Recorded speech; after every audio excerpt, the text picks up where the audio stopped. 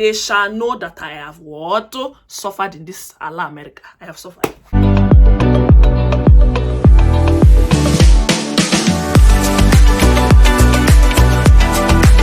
Hello guys, and welcome back to my channel. If you're a new person on my channel, welcome. I appreciate you. I appreciate your presence. Please join the family of FavieTubers. I cannot wait to have you enjoy more content on this particular channel. If you're a returning subscriber, I love you. You know I do. Today, I am going to be doing a story time because guess what? I have suffered in this country. Let's just get right into this video, shall we? So, if you could tell by the title, I was scammed. Baby girl was scammed. Ha brum dada dudu. Ha brum 419. They finished my life. But guess what?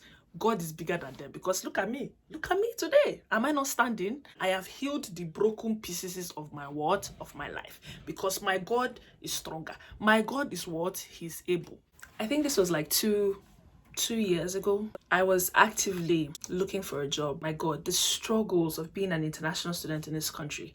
I'm going to be doing videos about that as well. So one of the main struggles is the fact that we have limitations as to the work permit that we have. So at the time I was looking for an internship, so I could only use my CPT.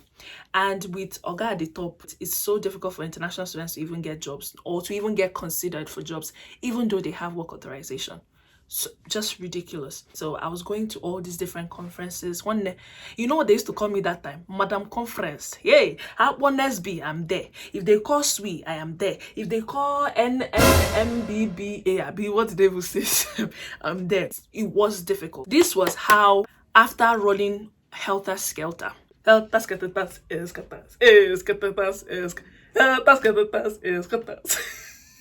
I cannot help myself, oh God. Anyways, I got distracted. This was how I was on my own, minding my business. That's how I got an email from some company. And the email looked as if it came from the NSB website. That was why I was like, oh, okay, maybe this is legit.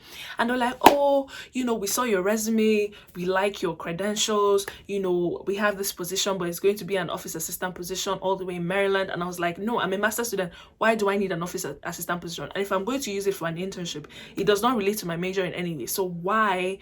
I just said, no, I'm checking out. I'm not interested. But then the money at the time seemed reasonable, for an intern position. So I talked to some of my friends and they were like, you know what, just accept the position now and then figure out the whole CPT thing with your school later. If they say you could go, then yeah, you could go, make connections. You don't know who you could meet, and then you could be office assistant today, but then next time it could be a different position. So just use that as a starting stone.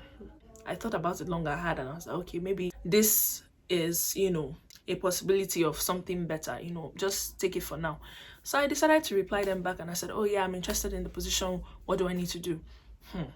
I should have known that these people were liars. I should have known. But no, Ucheche decided to carry up his body and keep going into the wilderness. I was going straight, lamb to slaughter, like a good. They were not saying things like, oh, we are going to do an interview and blah, blah, blah. I was like, yeah, sure, no problem. We are going to do a Skype interview. Have you ever done a Skype interview before? I was like, oh, is it a video interview? They were like, no, it's going to be typing. In my head, I was like, that sounds really off. Whatever you do in this life, if your intuition is telling you something, you better adhere to it, because guess what?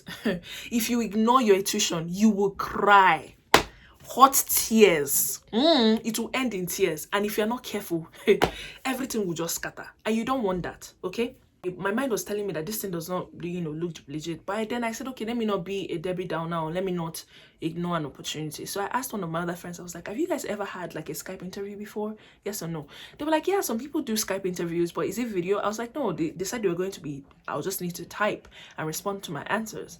And they were like, yeah, I mean, somebody told me that, yes, that it's possible. And I said, okay, fine. I've already asked, no problem. Let's keep going. That was how on the day of the interview, I was home that period. And then, they started asking me different questions and I was replying, answering on that. I was like, oh, you already have my resume, but then this is what I did in this role. This is what I did in that role. Your normal shebang. And they said, do you think this is something you could do? I was like, yeah, sure. Then I said, okay, then they're going to send me a check and then send me my equipment that I'm going to be using because I'm going to be working from home. And so they're going to buy all the equipments, but I have to use whatever check they send to me to buy those equipments because, they have some sort of agreement with a particular company. It was sounding okay. I was like,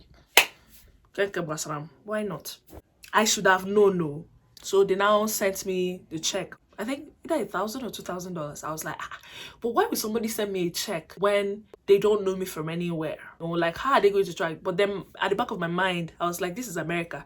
They're sending you that check, they have your address, so they might always, reach out to you. They kept asking me, oh, have you gone to deposit the check yet? Have you gone to deposit the check yet? And it was snowing. I was like, I cannot deposit the check today because it's snowing so bad. I can't drive and I cannot walk. So it has to be tomorrow when it's not snowing. Long story short, I eventually deposited the check. And I was like, if this check does not enter, does not concern me. And then I looked at my available balance in my this thing, and then they said that was the available balance. I was like, okay. They said use this amount of money and buy so and so cards online. I told them no, I can't do anything online, but I can physically go and do whatever it is you want me to do and send it to you people, because in my head, very stupid now that I think about it. In my head, I was thinking, this is these people's money. Me, I don't want trouble.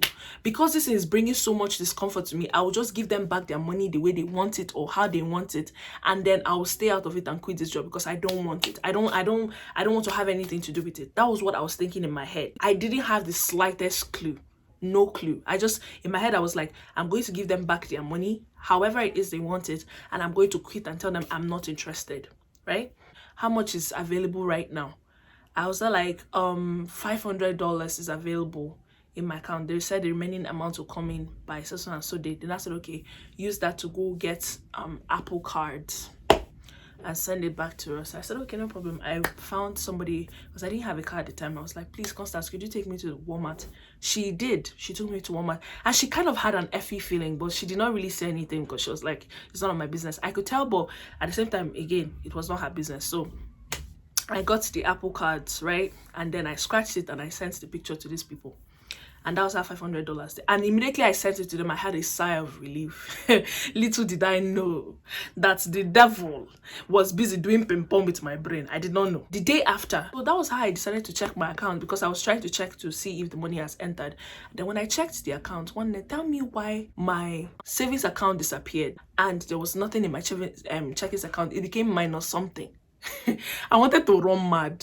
I was like, I don't understand what is going on. So I just kept texting them. I was like, I don't understand what is going on. I cannot see anything. I can't see my money. They had a message on my account saying that, oh, my account has been frozen. I should, contact rep and whatnot. So I kept telling these people, like, I don't understand what is going on. Like, they were like, oh, we are going to contact one of our service reps to, look into the issue for you. But in the meantime, even if you need to go and borrow money. When I heard that, I was like, God, Uchechi, you've been scammed. Hey, Uchechi, you've been scammed. Yay!